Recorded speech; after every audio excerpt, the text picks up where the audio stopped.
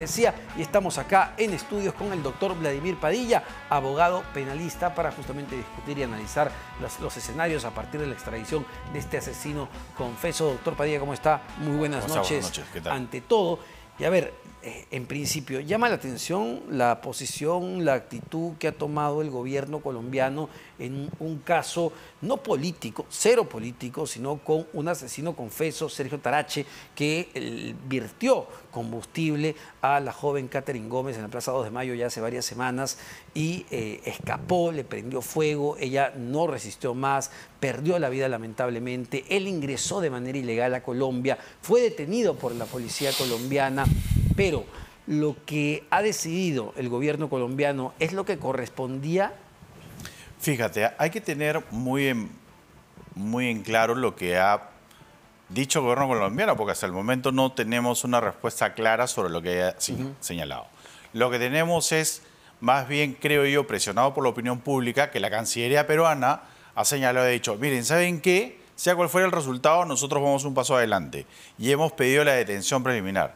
Claro, eso formalmente suena bien, pero cuidado nuevamente, porque recordemos todos que el tema de la extradición, así como la entrega de este señor a las autoridades peruanas, es una decisión política. Es decir, la extradición, su última puerta recae en el gobierno colombiano.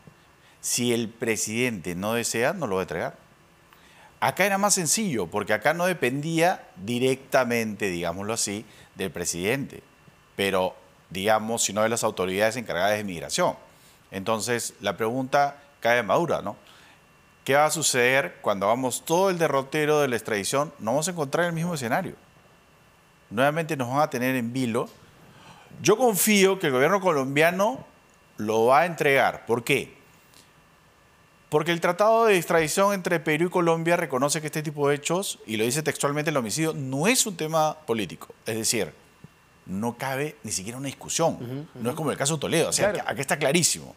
Lo otro es, no creo que alguien que está enarbolando los derechos de las minorías y sobre todo de las mujeres aquí en Colombia, en cualquier parte del territorio latinoamericano, va a permitir o avalar que se permita que un individuo que ha asesinado de la manera más cruenta a esta chica se pasee como Pedro en su casa. Sin embargo, ¿por qué no lo ha hecho hasta el momento? Es decir, ¿por qué se está optando, y lo digo por las horas, porque efectivamente el gobierno colombiano no ha dicho absolutamente nada, pero tenía hasta el día de hoy para expulsar a este sujeto, este asesino confeso, ¿por qué hasta el momento no lo ha hecho? ¿Por qué hasta el momento no lo ha puesto a disposición de las autoridades peruanas? Porque además, insisto con esto, ingresó de manera ilegal a territorio colombiano. Es decir, ¿estaba dentro de la potestad del gobierno entregarlo hoy mismo o ayer o anteayer? Mira, en el acto hubiera sido. Eso es un tema voluntad, netamente, porque, a ver, fíjate, es como que alguien se meta a tu casa o a una fiesta que estás organizando, se mete con una invitación falsa. Tú lo sacas. Y en este caso igual. Es más, te están diciendo, oye, tráelo acá porque ingresó por este lado, ingresó mal. Y para que todo lo tengan en claro, recuerda tú el caso de Pander Slot. Él se fue de Perú a Chile, ingresó a Chile siendo ciudadano europeo sin haber quebrantado la ley chilena. Chile se enteró lo que pasaba en Perú y dijo, a ver un momentito, usted, un avión, ¿dónde estaba? A la frontera con Perú. Más bien Perú se demoró más porque Perú lo trajo desde Tacna en auto.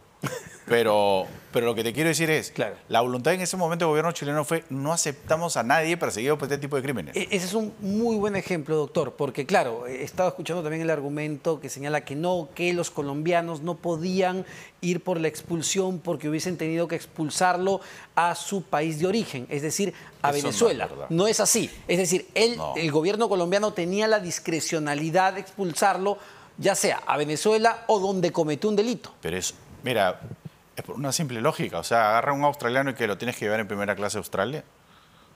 Además aquí, vamos, no estamos hablando nuevamente de una persona XY. Estamos hablando de que hay un hecho execrable, que hay indicios que lo vinculan con ese hecho y que aquí se le dan las potestades para que pueda ser juzgado. Ahora, él mismo se ufana o reconoce que lo ha hecho. Entonces, yo digo, ¿cuál es? Además, es anecdótico y contradictorio.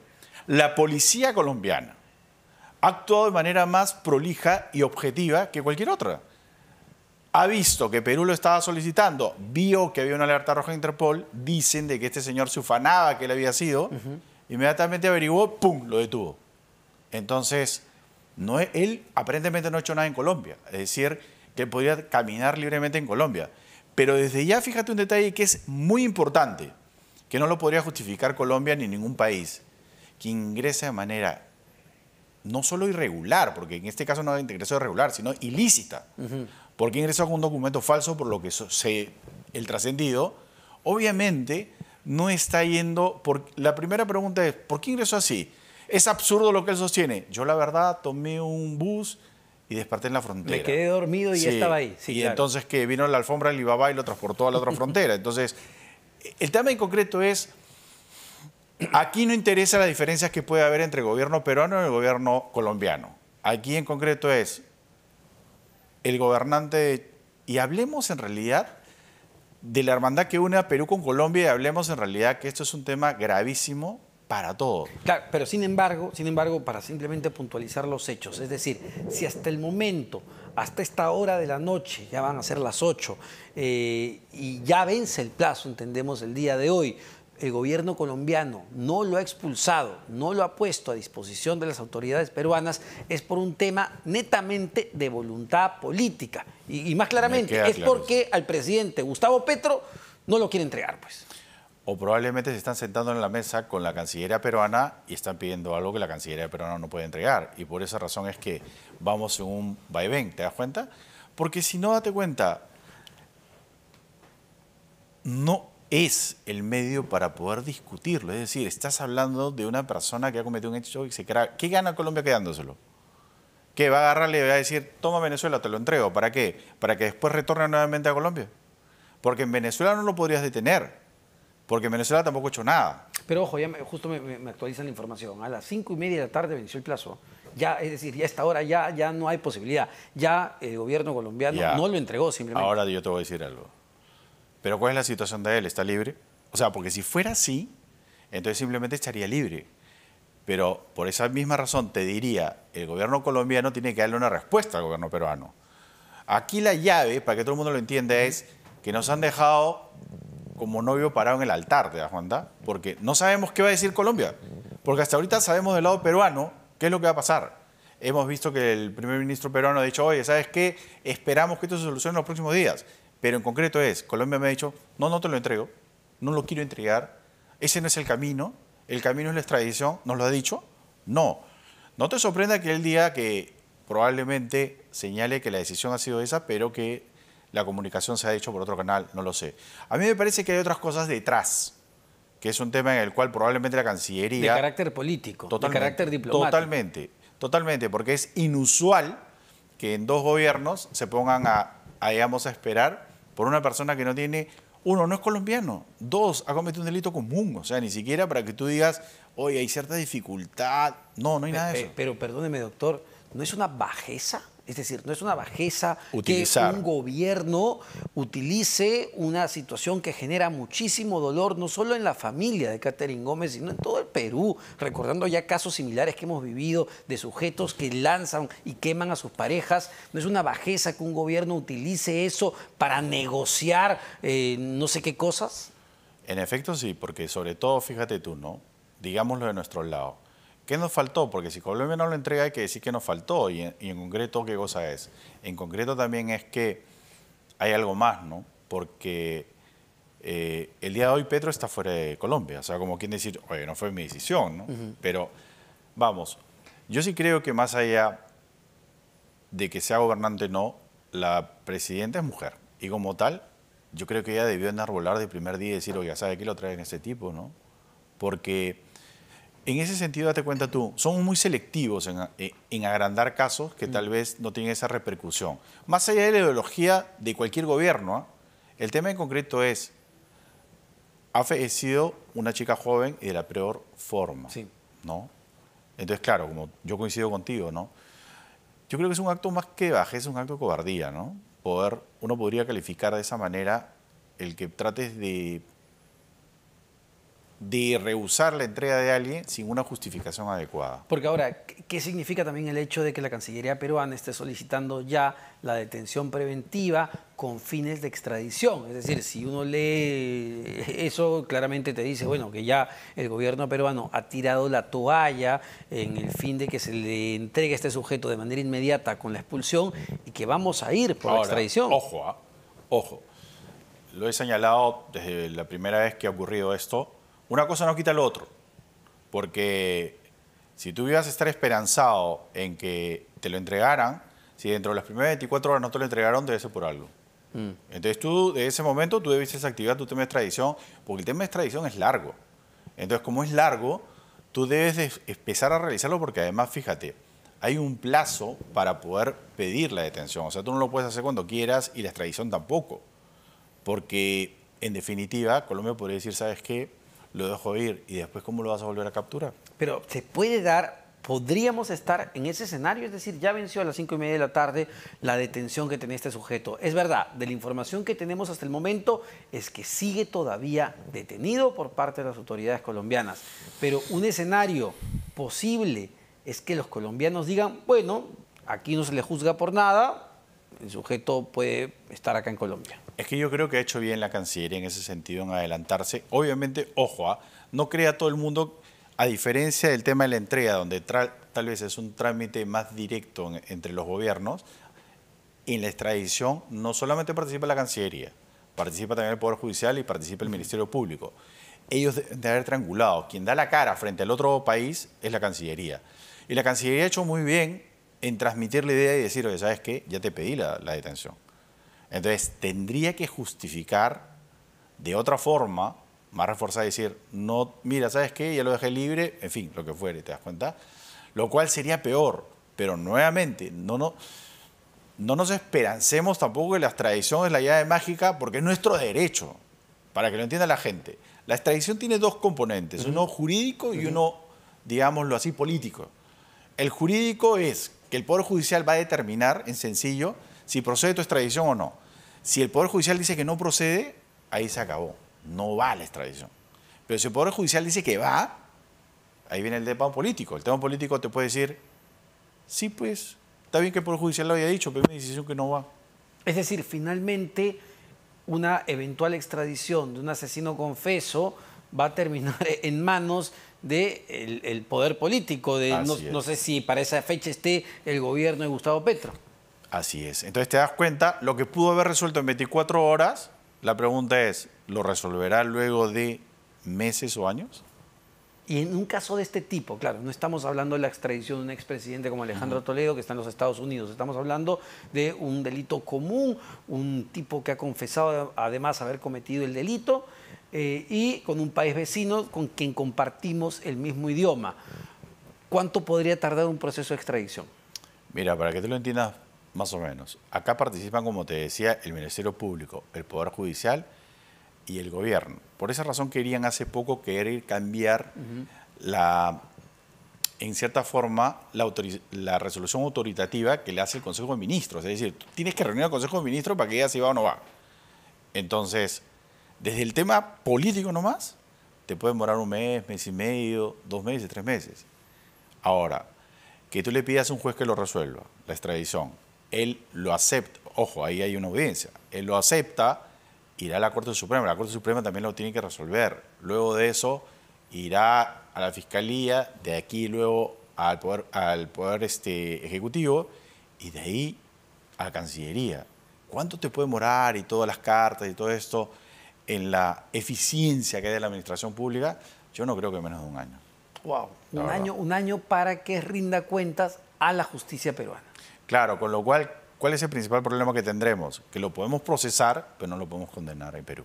Ahora, pero nuevamente, la principal preocupación es que ese sujeto quede libre. ¿De quién depende esta decisión finalmente? Colombia. Claro, pero el gobierno peruano pide detención con fines de extradición. ¿Depende de un juez colombiano o depende del poder político colombiano? No, esa decisión ya es la extradición. El juego aquí, ya te cuento, es así. Va a depender del Poder Judicial colombiano. La detención misma. Claro. para poder evaluarla y poder determinar si en efecto procede o no procede. Pero en este momento nos encontramos en una especie de limbo. Es decir, entiendo que lo que pase en las próximas horas con este sujeto va a marcar la historia justamente de este caso sumamente dramático, porque ya Perú pidió la detención con fines de extradición. En este momento está detenido por la policía. ¿Cómo se va a procesar todo esto? Yo no creo que lo denieguen, en tanto que, fíjate tú, nuevamente el antecedente, la detención misma que se hace contra él, se hace por un pedido de alerta roja. O sea, es decir, porque además recordemos, en este caso, fíjate, hay dos supuestos. Además de este pedido de extradición, hay otro tema.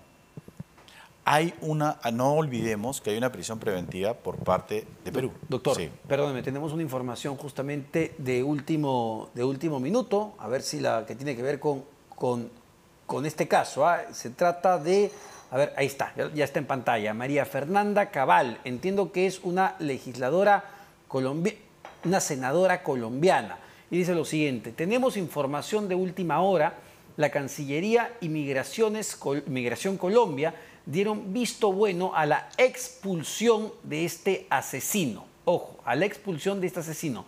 Pero informan que aún falta un procedimiento en la Fiscalía colombiana. Ayúdenos a que no se vence el término y quede libre este bandido. Ahí está justamente lo que informa. Esto ha salido recién, 7:43, hace solo unos minutos. Así que entendemos que es una luz, al menos de esperanza, para que se haga justicia en el caso de esta joven de 18 años que perdió, lamentablemente, que fue asesinada de la manera más brutal. Esta senadora colombiana lo que dice es que tiene información, que ya la Cancillería y Migraciones han dado el visto bueno, que solo faltaría el visto bueno, entendemos, de la Fiscalía. Doctor, a ver, esta es información reciente, cambia el escenario. Totalmente. Y fíjate, en buena hora, ¿por qué? Porque, como dicen, no hay que alegrarnos hasta que no esté listo el pastel. Porque puede ser que te aprueben la expulsión y todo, pero la pregunta es ¿a dónde? La idea es que lo expulsen a Perú, ¿no? Porque también te lo pueden expulsar a Venezuela ahí. Una vez que entra a territorio venezolano, yo creo que ahí va a ser mucho más complicado que pueda pedir la extradición. Pero a ver, confiemos en el tema, nuevamente te digo, yo creo que 1 más 1 es 2, y en este caso en concreto no le conviene ni al gobierno de Colombia ni a las autoridades colombianas retenerlo. Yo creo que lo han retenido mucho tiempo. Y en pocas palabras, así como en su momento haría Colombia contra alguien o algún asesino que fugase a Perú, igual Perú tendría que entregarlo. O sea, ¿por qué? Porque tendría que ser juzgado allá. ¿Esto qué implica? De que no solamente una, sino debe haber muchas autoridades colombianas que están reclamando que desde ese lado se haga justicia, porque al final de cuentas, fíjate tú, todos tenemos un origen común y al final de cuentas la defensa de los derechos humanos es lo más importante que puede haber. Sí, claro, yo me imagino que esto va a ser un hecho vergonzoso igual para el gobierno de Gustavo Petro, el haber limitado de alguna manera por cuestiones diplomáticas la expulsión de un asesino confeso. Ahora, fíjate tú, en el trámite que ellos realizan, cualquier autoridad, nuevamente, como lo he dicho siempre, es un tema de voluntad. En este caso en concreto, ¿qué más puede hacer? Si ya el Ejecutivo lo ha dicho, lo ha señalado también, el tema de ¿cómo se llama? Migración. De migración. Falta fiscalía, dice la senadora. Pero ¿qué podría impedir la fiscalía que diga que no? Bueno, vamos a esperar. En todo caso, le invito, doctor, a escuchar justamente antes de acabar este bloque, me parece importante, el pedido que hace la madre de Catherine Gómez, la señora Cintia Machare, esta noche justamente en RPP Noticias, luego de conocerse toda esta información. A ver si lo podemos escuchar. Eso se enfrenta a la justicia peruana, pero es un proceso, ¿no? Doy gracias a que por lo menos no le dieron la expulsión a su país. Eso hubiera sido un poco más difícil para mí. Pero no puedo decir que satisfecha, pero por lo menos sí tranquila, ¿no? Poco a poco se va agilizando los trámites, papeleos. Y yo sé que tarde o temprano se va a hacer justicia para mi hija. Yo vine a exigir justicia por mi hija, ya me está apoyando, el gobierno colombiano me ha dicho que me van a apoyar en todo, se va a hacer todo lo posible, la Cancillería va a agilizar los trámites para que se pueda extraditar lo más pronto posible, ¿no? Entonces, yo puedo decir que yo voy a cumplir. Yo el día jueves estoy regresando a mi tierra, a mi país, porque yo tengo 2 criaturas que tengo que ver, ¿no? Y por los que también tengo que seguir luchando. Bueno, ahí está, ¿no? La fortaleza de una madre que tiene que seguir luchando para que se haga justicia luego de que le hayan arrebatado justamente la vida de su menor hija de tan solo 18 años y como bien dice el doctor, de la manera más cruenta, de la manera más brutal. Nos queda poquísimo tiempo, doctor. No quería terminar sin comentar, a ver, alguna información que ha salido en el caso del expresidente Alejandro Toledo. A ver, ¿cuándo podría estar en territorio peruano? Mira, ahí, por ejemplo, en el caso de Toledo, todos recordemos que la primera semana de abril le ordenaron que se presente ante, digamos, el edificio del Poder Judicial para dar cuenta, para que se realice ya los trámites respectivos para la devolución de él. Porque hay que señalar dos cosas. Nuevamente, con este tema, tenemos dos aspectos que hay que tener en cuenta en la extradición, el judicial y el político. El judicial, Toledo lo perdió en todas las formas. El político también. Entonces, ya hay un mandato para que se extradite a Toledo. ¿Qué él está pidiendo? Ojo, la suspensión de la ejecución. Entonces le pidió al juez, dame 14 días, pues, porque mira, he cambiado abogados, voy a sustentar esto debidamente ante la sala de apelaciones. Entonces, lo que tomamos conocimiento hoy temprano fue que la defensa le había dicho, ¿sabes qué? Mejor que sean 21 días más, pues. Y ahí ha saltado el fiscal general, adecuadamente, de hecho, un momentito. Ya nos pidió 14 días, ya se lo dieron y no ha traído nada. 14 días que se vencen próximamente. El 20, ¿verdad? 20 de abril. Sí, entonces, ¿quiere 21 días más para qué?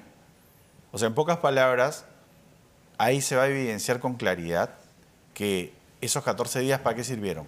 Para nada. Entonces yo sí creo ahí que el juez, porque los jueces norteamericanos son muy ejecutivos y directos, es, oye, he estado 14 días esperándote, te he permitido que estés 2 semanas acá, y ahí, ojo, la fiscalía y la policía debería estar allá, sobre todo la policía, esperando que ni bien el juez dé el go, decirle, vamos en un avión y lo esperamos acá en Perú. Yo creo que antes de fin de mes debería estar acá. Bueno, vamos a ver qué es lo que sucede con el expresidente Alejandro Toledo. Muchísimas gracias, nada. doctor Vladimir Padilla, abogado penalista, experto justamente también en temas de